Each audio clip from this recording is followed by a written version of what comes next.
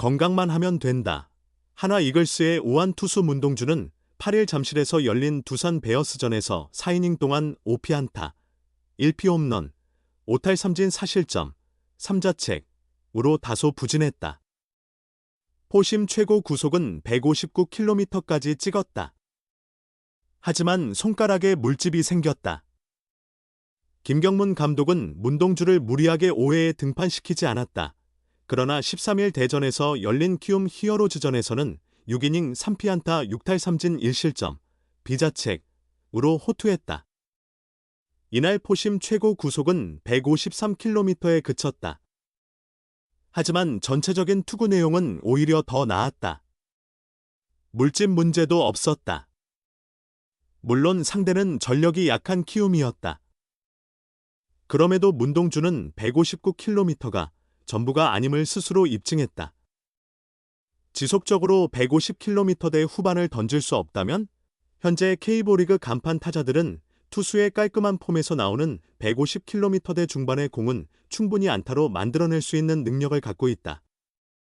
재미있는 점은 이날 문동주가 커브보다 포크볼을 더 많이 활용했다는 사실이다. 150km대 초반의 포심, 130km대 초반의 포크볼, 120km대 커브까지. 타자들은 더욱 헷갈릴 수밖에 없었다. 키움 타자들은 거의 대응하지 못했다. 올 시즌 4경기, 1승 1패 평균 자책 3.71를 전체적으로 보면 포크볼 사용이 눈에 띈다. 야구 통계 사이트 스태티즈에 따르면 포심 52%, 포크볼 19%, 슬라이더 15.7%, 커브 11.7%로 나타났다. 작년에는 커브 23.9%, 포크볼 1.5%에 불과했다. 이전까지 문동주의 주력 변화구는 커브였으나 올해는 포크볼이 그 자리를 차지했다. 일반적으로 포크볼은 팔과 어깨에 무리를 주는 구종으로 알려져 있다. 문동주는 2022년 데뷔 이후 잦은 부상에 시달렸다. 작년에도 어깨 통증으로 인해 9월 초에 시즌을 조기 종료했다. 몸을 아끼기 위해 포크볼을 자제했던 것으로 보인다. 물론 커브는 AS 시스템 시대의 효과적인 무기다. 하지만 커브에 대한 의존도가 높아지면 타자들은 커브를 무시하고 빠른 공의 타이밍을 맞추는 전략을 구사할 수 있다. 실제로 작년까지 문동주를 상대했던 타자들이 주로 택했던 방법이었다.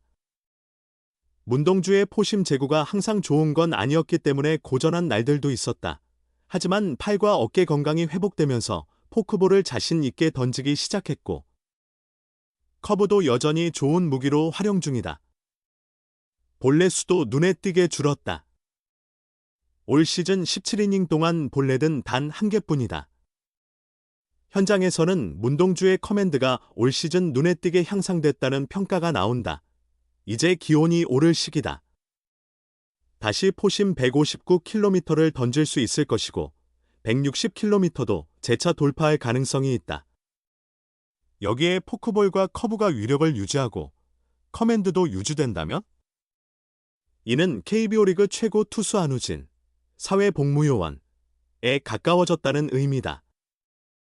문동주가 프로 4년차에 진정한 잠재력을 터뜨릴 수 있다. 하나는 그저 문동주가 건강하길 바랄 뿐이다. 다음 목표는 100개다. 하나 이글스의 우완 투수 문동주는 이번 시즌을 위한 스프링 캠프 훈련 중 예상치 못한 상황을 마주했다. 지난 시즌 어깨 통증으로 조기 마무리를 지은 여파로 이번 시즌을 앞두고 몸 상태를 끌어올리는 데 있어 속도를 내지 못한 것이다. 긴박한 상황이었지만 김경문 하나 감독은 조급함을 느낄 문동주에게 오히려 서두르지 말고 천천히 상태를 끌어올리자고 했다.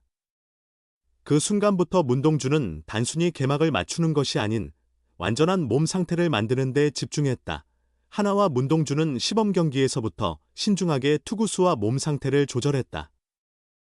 5선발 진입을 노리는 문동주의 첫 실전은 지난달 11일 인천에서 열린 스스지 랜더스와의 시범 경기였다.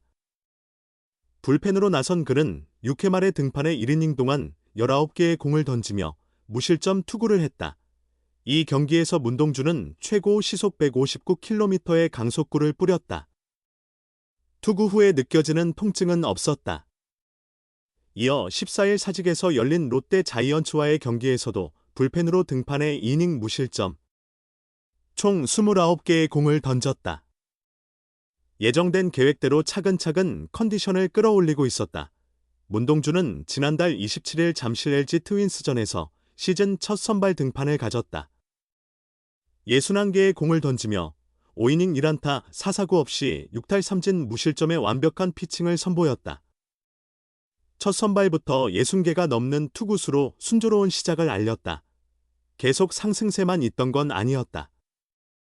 2일 대전 롯데전에서는 2이닝 4실점, 8일 잠실 두산전에서는 4이닝 4실점, 3자책으로 2경기 연속 5이닝을 채우지 못했다. 하지만 투구수는 각각 42개와 64개였고 전반적인 몸 상태는 안정적이었다는 점에서 의미가 컸다. 다음 단계를 준비한 문동주는 지난 13일 대전 키움 히어로즈전에서 반등에 성공했다. 6이닝 3안타 4사구 없이 6탈 3진 1실점, 비자책으로 시즌 첫 퀄리티 스타트, QS 6이닝 이상 3자책점 이하를 달성했다. 투구수는 81개로 이번 시즌 처음으로 89를 넘겼다. 완전히 컨디션을 회복한 정상의 문동주는 이제 선발 투수로서의 자격을 입증할 수 있는 100구를 새로운 목표로 삼고 있다. 문동주가 100개에 가까운 투구수를 기록하며 5선발 자리를 굳히면 하나의 강력한 선발진 구축이 예상보다 빠르게 완성될 수 있다. 시즌 초반의 부진을 만회할 기회도 앞당겨질 수 있다. 문동주의 다음 선발 등판은 19일 대전 NC 다이노스전이다. 159km/h 강속구를 던지고도 승리를 얻지 못했던 문동주는 최저 114km/h의 커브로 시즌 첫 승을 따냈다.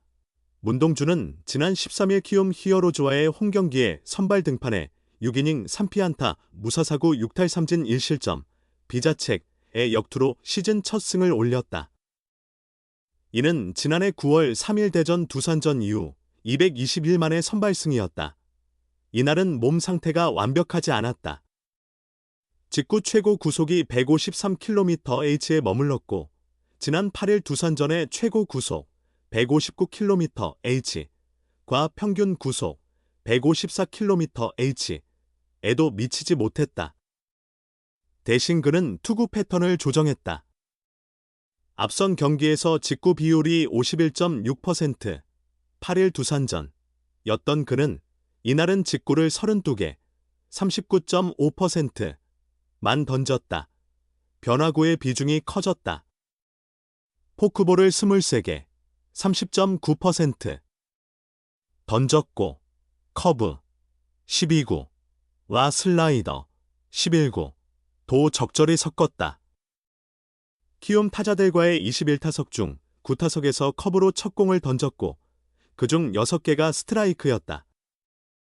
커브는 시즌 평균 122km/h, 보다 느린 평균 117.5km/h, 최저 114km/h였다.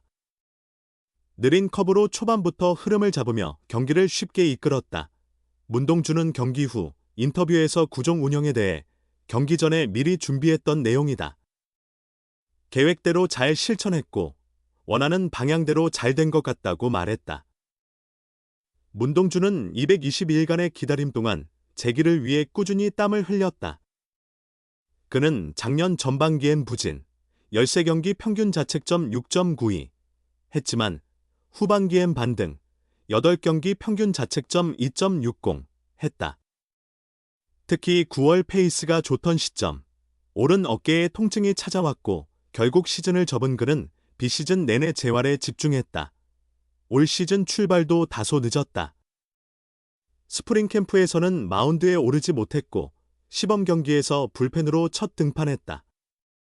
지난달 27일에는 투구수가 제한된 61구 첫 선발 등판을 했으며 네 번째 경기인 13일에서야 승리를 챙겼다.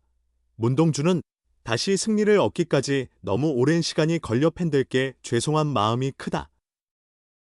그래도 승리할 수 있어 기쁘다며 큰 문제는 없었다고 생각하고 안 풀리던 부분을 정확히 짚었고 그게 좋아지면 성과도 따라올 거라 믿고 준비했다고 전했다. 문동주의 호투에 타선까지 응답한 하나는 13일 경기에서 7-1로 승리하며 키움과의 3연전을 위닝 시리즈로 마무리했다. 공동 7위, 8승 11패에 오른 하나는 15일부터 2위 SSG 랜더스와 원정 3연전에 돌입한다. 순위는 벌어져 있지만 승차는 단 3경기로 반전의 여지는 충분하다.